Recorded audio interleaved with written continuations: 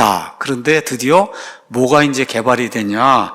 1450년경에 위클리프 성경이 나오고 나서 한 70년쯤 지나서 1450년경에 인류 역사에서 가장 큰 발명이라고 할 수 있는 금속 활자 인쇄기가 구텐베르크에 의해서 발명이 됩니다.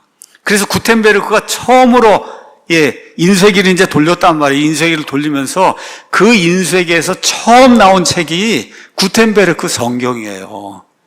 그러니까 인쇄기가 처음 개발이 돼서 인쇄기에서 책을 만들 거 아닙니까? 그 만든 책 중에 가장 먼저 나온 책이 뭐냐? 구텐베르크 성경이다. 그게 칼라로 돼 있는 성경이에요. 우리 이 역사관에 가면 앞에 딱 들어가면 첫 번째 있는 게 저 구텐베르크 성경이에요.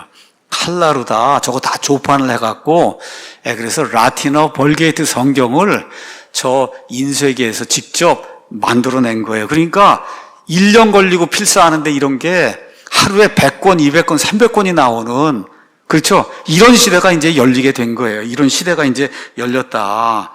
그래서 인쇄기의 발명으로 인해서 사람들이 알고 있던 그 정보가 옛날엔 귀족이나 왕족이나 왕실이나 뭐 가톨릭 교회 이런 데 갇혀 있었는데 이제 인쇄가 되니까 그냥 세상의 곳곳으로 막 퍼져나가는, 그래서 정보가 공유가 되는 이와 같은 일이 구텐베르크의 이와 같은 그 인쇄기 때문에 가능해지게 된 거예요. 자, 그래서 1450년경에 이렇게 인쇄기가 발명이 됐는데 1450년경에 또 한 번의 놀라운 사건이 발생을 합니다. 여러분, 콘스탄티노플, 지금 터키의 이스탄불이라는 그런 도시가 무려 1000년 이상 로마 제국의 수도였어요. 동로마 제국의 수도.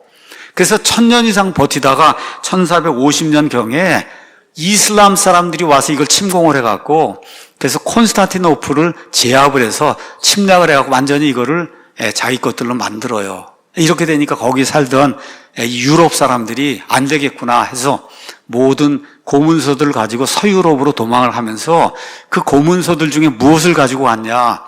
사도 바울이나 이런 하나님의 사람들이 만들어 놓은 이와 같은 그리스 사본, 그 그리스 사본들을 이걸 가지고 그리고 서유럽으로 이제 도망가는 그런 일이 생겨서 서유럽에 있는 사람들 그때까지 가톨릭 교회 압제 때문에 성경이라는 거 보지도 못하고 볼 수 있는 건 유일하게 라틴어 성경밖에 없었는데 그것도 부자나 봤는데 진짜 원본으로 기록이 되어 있는 이 신약 성경이 이제 드디어 서유럽에 이제 들어가기 시작한 거예요.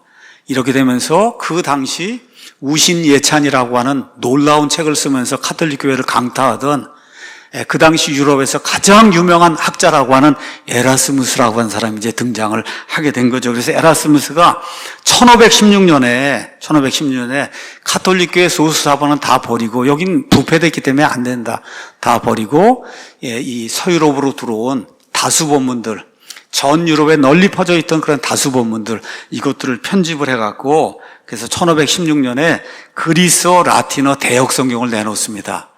여기 가서 보시면 이게 한 페이지를 보시면 한쪽은 그리스어, 한쪽은 라틴어 이렇게 돼 있어요. 그 전에 있던 건 라틴어, 제롬의 라틴어 벌게이트 성경, 천주교회가 가장 귀중하다고 하는 그거였는데 이거를 다수 사본해서 라틴어 성경을 이렇게 번역해갖고 사람들이 라틴어를 볼 수 있게 만들어 놓으니까 비교가 되잖아요. 천주교 라틴어 성경하고 에라스무스가 만들어 놓은 진짜 라틴어 성경하고 비교해 보니까 말이 안 되는 번역이나 수두룩하게 이제 그 안에서 나오는 걸 사람들이 이제 보게 된 거예요. 그래서 1516년에 에라스무스가 다수 사본들을 가지고 공인 본문, 모든 사람들이 공통적으로 인정했다고 하는 공인 본문을 이제 내놓게 됩니다. 자, 그러고 나서 1524년에 어떤 일이 또 생기느냐. 여러분, 공인 본문 아까 얘기한 그건 인쇄된 겁니다. 인쇄된 성경이에요. 자, 1524년에서 25년에 벤카임이라고 한 이런 사람이 히브리어 구약 성경, 마소라 본문이라고 하는 거를 그걸 역시 인쇄를 합니다. 인쇄. 여러분, 하나 있으면 어렵잖아요. 이거 한 군데뿐이 없으니까.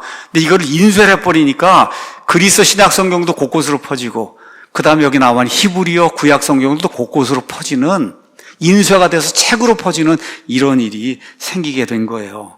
자, 이렇게 됐으니까 각 나라에서 어떤 일이 생기겠어요? 번역해야 되겠구나. 그렇죠? 이전에는 뭐 번역을 하려고 해도 뭐 있어야 번역을 할 거 아닙니까? 뭐 책이 있어야 번역할 거 아니에요.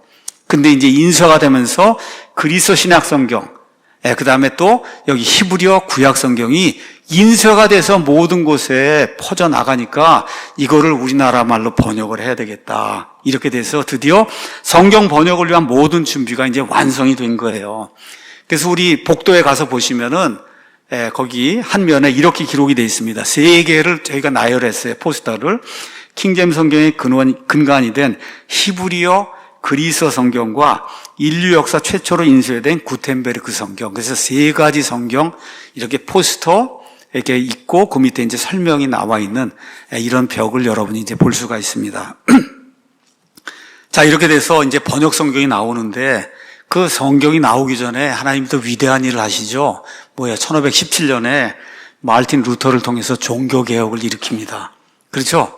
종교개혁을 일으켜서 95개 저 반박문을 갖다 붙였는데 그게 인쇄가 돼서 온 유럽에 순식간에 퍼져버리니까 가톨릭 교회가 당해낼 수가 없는 거예요. 무너져 버릴 수밖에 없는 그런 일이 이제 생기면서 루터가 했던 첫 번째 일이 뭐예요?